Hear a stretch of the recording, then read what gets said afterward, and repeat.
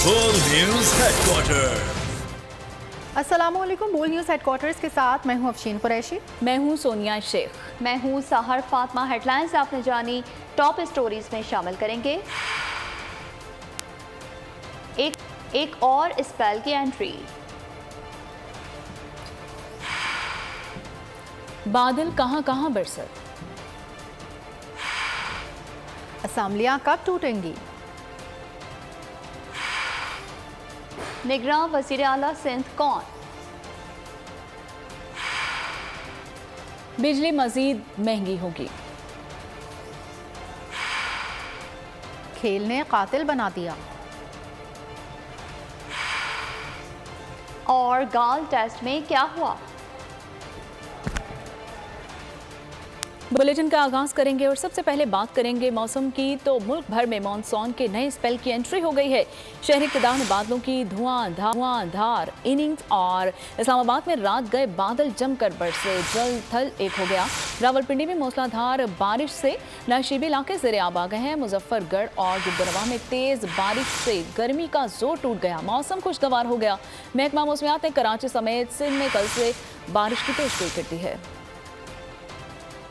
मुल्क भर में सावन अपने जोबन पर। इस्लामाबाद में तेज बारिश से जल थल एक हो गया। रावलपिंडी में भी मूसलाधार बारिश, नशेबी इलाके ज़ेर-ए-आब आ गए। वासा रावलपिंडी में हाई अलर्ट, रेन इमरजेंसी नाफिज। पंजाब, खैबर पख्तूनख्वा, बलोचिस्तान और कश्मीर के मुख्तलिफ शहरों में भी आज गरज चमक के साथ बारिश का इम्कान है। कराची वाले भी हो जाएं तैयार, कल से बारिशें होंगी धुआंधार। महकमा मौसमियात ने पेशगोई कर दी। ठट्ठा और हैदराबाद समेत सिंध के दीगर शहरों में भी बादल जमकर बरसेंगे। मुल्क भर में बारिशों का सिलसिला 23 जुलाई तक जारी रहेगा।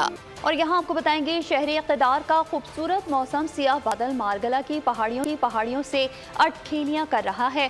खुशगवार मौसम के बायस परिंदे भी चहचहा रहे हैं। महकमा मौसमियात के मुताबिक आज भी इस्लामाबाद में गरज चमक के साथ बारिश का सिलसिला वक्फे से जारी रहेगा। इस्लामाबाद के मौसम का मजीद अहवाल जानते हैं राव रिजवान से। जी रिजवान, आगाह कीजिएगा। जी, शहर इक़्तिदार का निहायत खूबसूरत मौसम, रात गए से बारिश का सिलसिला जारी है।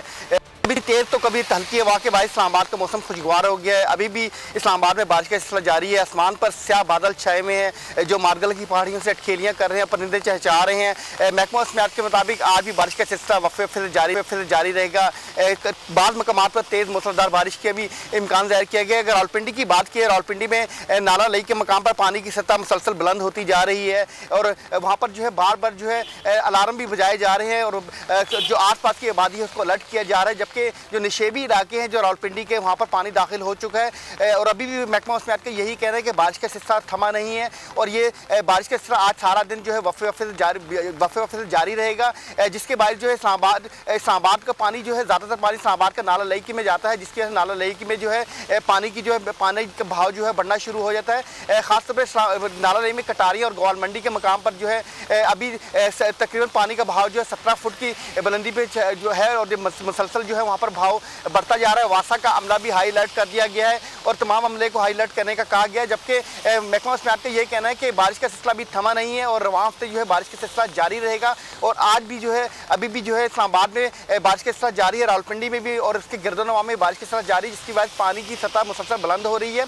अगर दर्जा हद की बात की, इस्लामाबाद में इस वक्त ज़्यादा से ज़्यादा दर्जा हद 34 डिग्री सेंटीग्रेड तक रहने का इम्कान ज़ाहिर किया है। जबकि जो हवा में नमी के मिकदार तकरीबन 79% तक हवा में नमी की मिकदार है। तो सूरत हाल ये कि इस वक्त भी बारिश का सिलसिला जारी है। एकदम मूसलाधार तेज़ बारिश शुरू होती है तो कभी एकदम बारिश हल्की हो जाती है। तो इसके बाद जो नशेबी इलाके हैं, जो खासतौर पर नशेबी इलाके की बात की, इस्लामाबाद की कच्ची बारियाँ होगी और में जो नशेबी इलाके हैं वहाँ पर बाद मकामात पर जो है पानी भी खड़ा होना शुरू हो गया, पानी जमा होना शुरू हो गया है। लेकिन जो दूसरे जो तमाम हमले को जो वासा के, खासतौर पर रावलपिंडी की बात की, नाला लई की सूरत हाल की बात की तो वासा के हमले को जो है हाई अलर्ट कर दिया गया है और बार बार वहाँ पर थोड़ी देर में वफ़े के बाद वहाँ पर जो अलार्म भी बजाया जा रहा है। यहाँ आपको बताएं इस्लामाबाद और रावलपिंडी 180 मिलीमीटर बारिश। नाला लई में पानी की सतह में मुसलसल इजाफा, सायरन बजा दिए गए। गवाल मंडी के अतराफ मसाजिद से इनखला के एलानात शुरू, जबकि वासा ने रेन इमरजेंसी नाफिज कर दी। निकासी आप के लिए हैवी मशीनरी और अमला नशीबी इलाकों में मौजूद है। रेस्क्यू को अलर्ट कर दिया गया। रेस्क्यू एहलकार नाला लई के अतराफ तैनात है, जबकि कमिश्नर रावलपिंडी लियाकत अली चट्ठा कहते हैं नाला लई में पानी की सतह 11 फीट है। वासा की टीमें मुख्तलिफ इलाकों में निकासी आप का काम कर रही हैं। रिजवान, आपका बेहद शुक्रिया।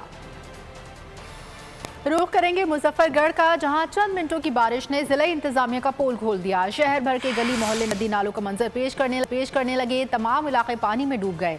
मजीद तफसीलात जान लेते हैं नुमाइंदा बोल न्यूज़ राव कामरान से। जी राव कामरान। हाँ जी, बिल्कुल बारिशों का सिलसिला जो है वो शुरू हो चुका है। इस वक्त ज़रा सी बारिश ने जो है मुजफ्फरगढ़ की ज़िला इंतज़ामिया की शानदार कारकर्दगी का जो है वो पोल खोल कर रख दिया है। इस वक्त तमाम गली मोहल्ले जो है ना, तमाम जो है वो नदी नालों का मंजर पेश कर रहे हैं। हर मोहल्ले में जो है बारिश के पानी के अंदर जो है सीवरेज का पानी मिक्स होकर जो है तमाम तर जो गंदे पानी है लोगों के घरों के अंदर दाखिल हो रहे हैं। इस टाइम मैं आपको बताऊं, रेलवे रोड, गौस कॉलोनी, मोहल्ला रोशनाबाद जो है तमाम पानी में जो है उस वक्त पानी में डूबे हुए हैं। सड़कों पर जो है 2-2 फुट 2.5 फुट जो है पानी खड़ा हुआ है। अहले इलाका भी मेरे साथ मौजूद है, खासे परेशान नज़र आ रहे हैं। इन्हीं से जानेंगे इस हवाले से इनका क्या कहना है। जी, क्या कहेंगे आप? सारा पानी खड़े थे, बल्कि घर में पानी फैल गया, उन्हें बाद जरा हालत एक बड़ी खड़े साफ। ठीक है, बहुत शुक्रिया। आगे बढ़े और आपको बताएं कि कोट अद्दू में मानसून बारिशों का इस पहले एक बार फिर शुरू हो चुका है। सावन अपना रंग दिखाने लगा है। शहर और गिरदनवाह में गरज चमक के साथ मूसलाधार बारिश। मज़ीद जानते हैं बोल न्यूज़ के नुमाइंदे मुबश्शिर मिर्जा से। जी मुबश्शिर, आगाह कीजिए। जी बिल्कुल, कोट अद्दू का पहले एक बार फिर शुरू हो चुका है। आज सुबह सवेरे घने काले बादलों ने जो है वो बरस कर बाराने रहमत बरसा दी है और इस वक्त मौसम बहुत खुशगवार हो चुका है। ठंडी बारिश, ठंडी हवाएं और बारिश की वजह से जो मौसम बिल्कुल एक दफ़ा खुल गया है। अबर आलूद मौसम है और इस वक्त अगर हम फसलों की बात करें तो फसलों के लिए भी ये बहुत ही मुफीद बारिश साबित होगी। इस वक्त जो है चावल की बिजाई शुरू है। चावल, कमान, गन्ने और जो है इस वक्त कपास के लिए भी बहुत मुफीद साबित हो रही है।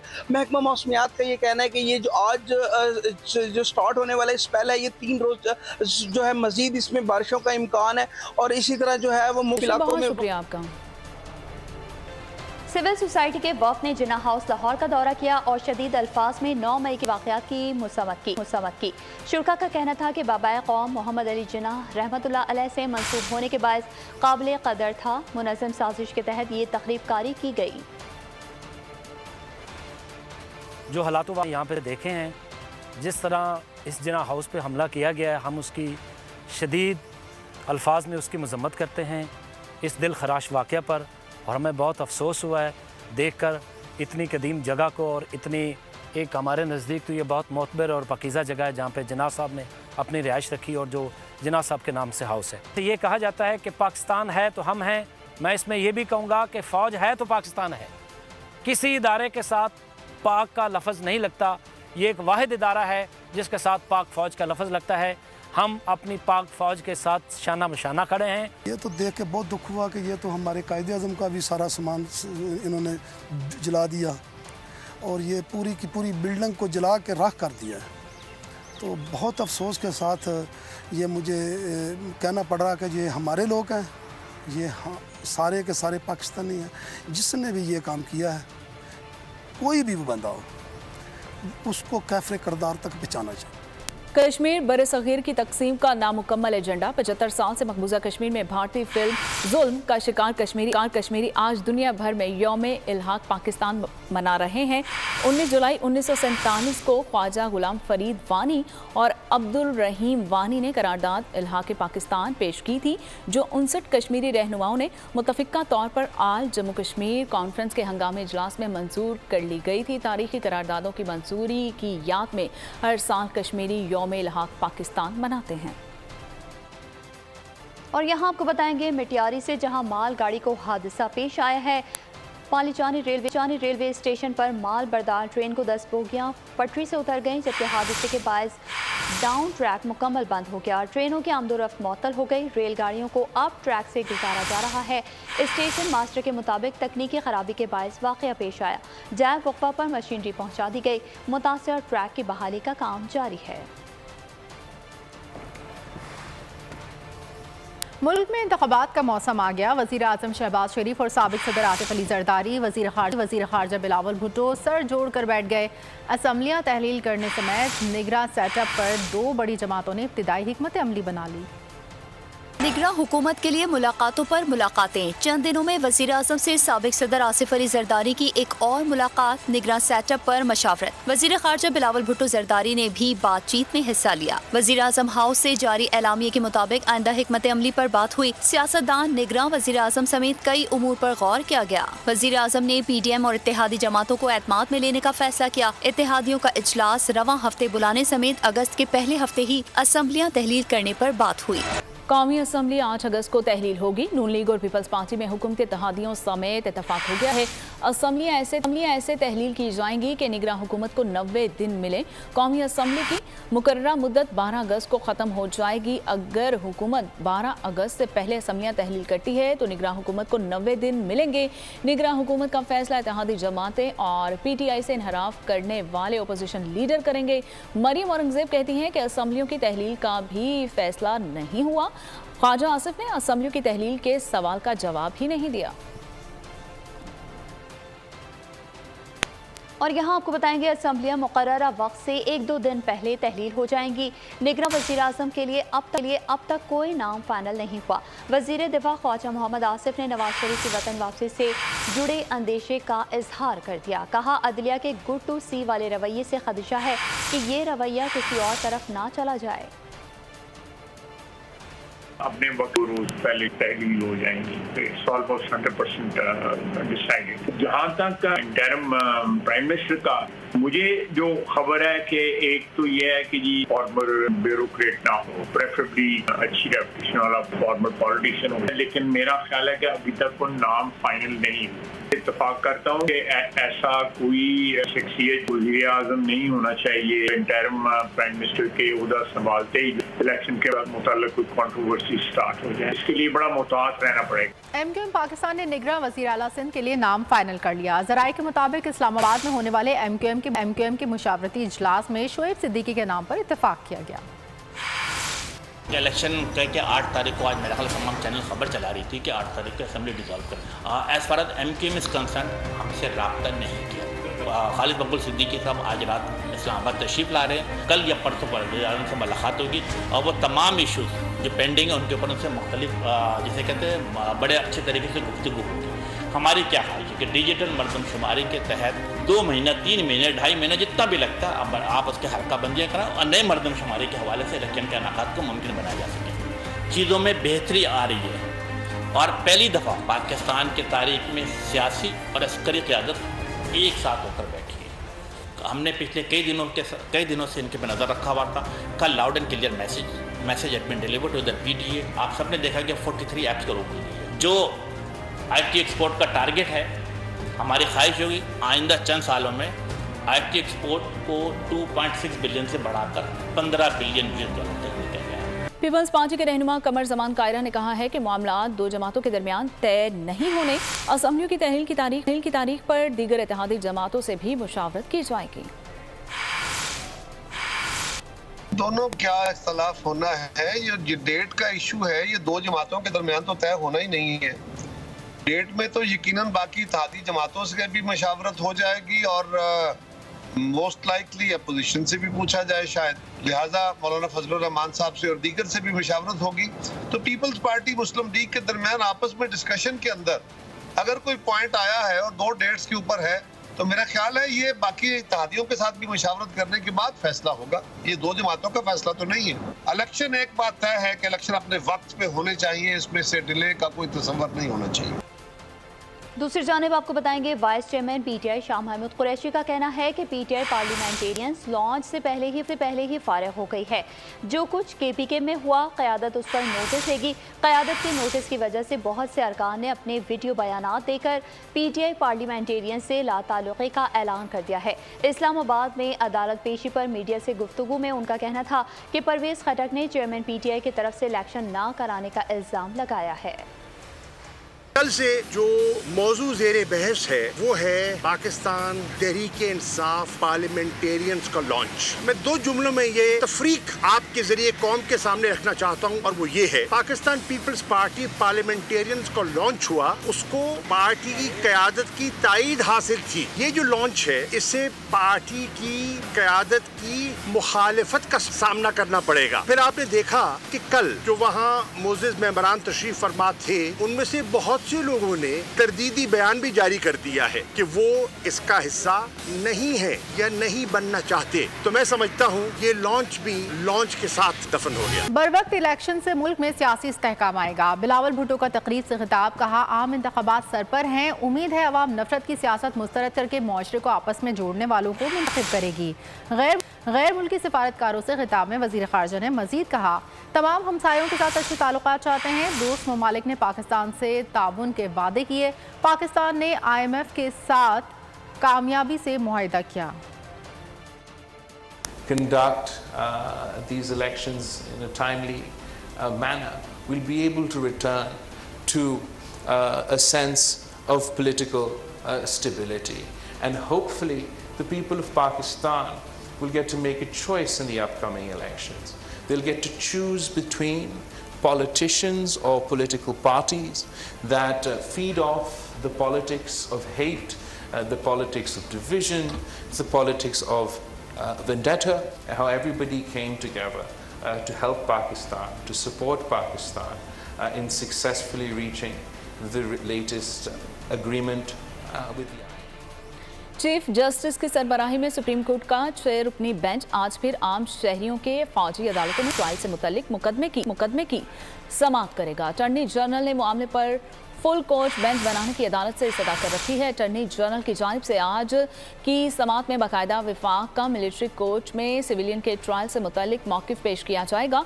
दरख्वास्त गुजारों के सुप्रीम कोर्ट में दलाइल मुकम्मल हो चुके हैं, ताहम केस में फरीक बनाए गए इदारों और हुकूमत की जानिब से आज बाकायदा दलाइल का आगाज़ होगा। और यहाँ आपको बताएंगे, पाकिस्तान ने IMF को रेवेन्यू में इजाफे के लिए ठोस यकीन दहानी करवा दी है। तवानाई के शोबे की सब्सिडी बतदरीज कम की जाएगी।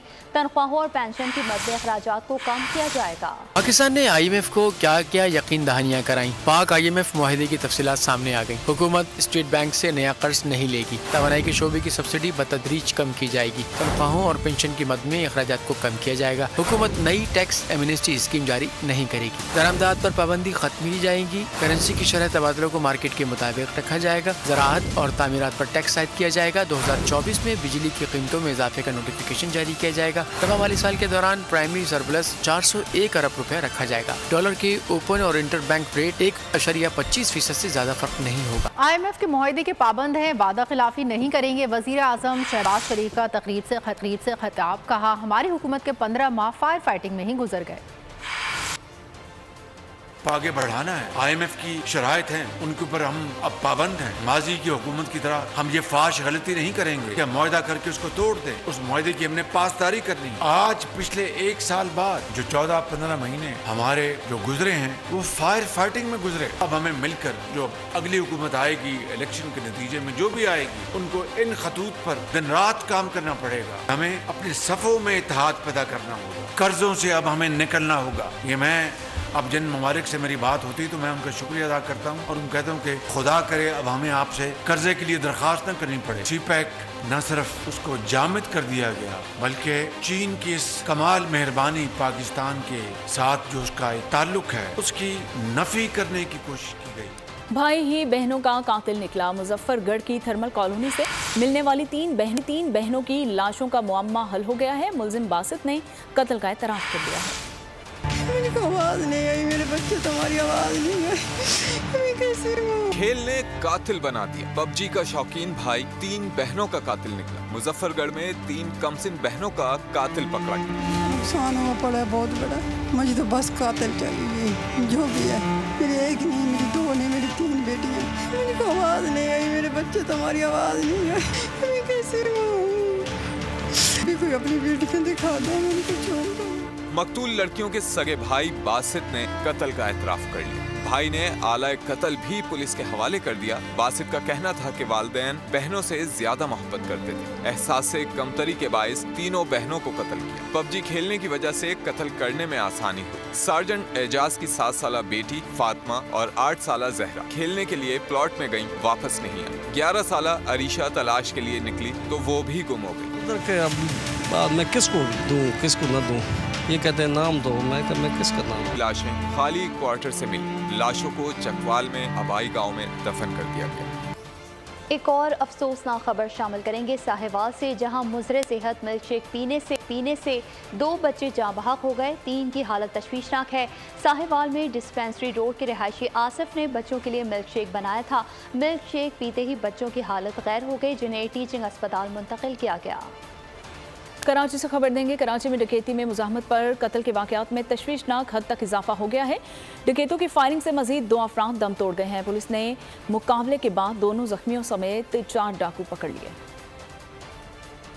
असलहा लहराते डकैत कराची में मौत बांटने लगे। गुलिस्तान जौहर ब्लॉक 9 में डाकुओं की फायरिंग से अयास नामी शख्स जाँ बहक हो गया। कैंट स्टेशन में फोन पर बात करना नौजवान का जुर्म बन गया। डकैतों ने एक और जान ले ली। बिल्डर का काम करने वाले अजीज को कमर में गोली लगी, जिससे जाबर न हो सका। पुलिस ने दोनों मुकदमात दर्ज कर लिए। रवां साल डकैतियों के दौरान मज़ाहमत पर 80 शहरी जाँ बहक हो चुके हैं। पुलिस और कानून नाफिज करने वाले इदारे स्ट्रीट क्राइम रोकने में ताहाल बुरी तरह नाकाम है। नर्सरी बस स्टॉप के करीब लूटमार में मुलविस 4 डाकू पुलिस के हत्थे चढ़ गए। चारों डाकू नर्सरी के करीब डकैती कर रहे थे। पुलिस ने मुकाबले के बाद 2 जख्मियों समेत 4 डाकू गिरफ्तार कर लिए। डिफेंस में इत्तेफाकिया गोली चलने से एक शख्स जाँ बहक हो गया।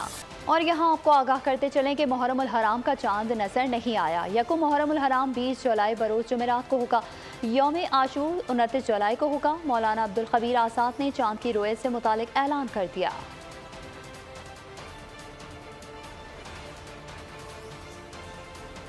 खेल के मैदान का रुख करते हुए आपको बताएं कि गोल टेस्ट पर पाकिस्तान की गिरफ्त मजबूत होने लगी है।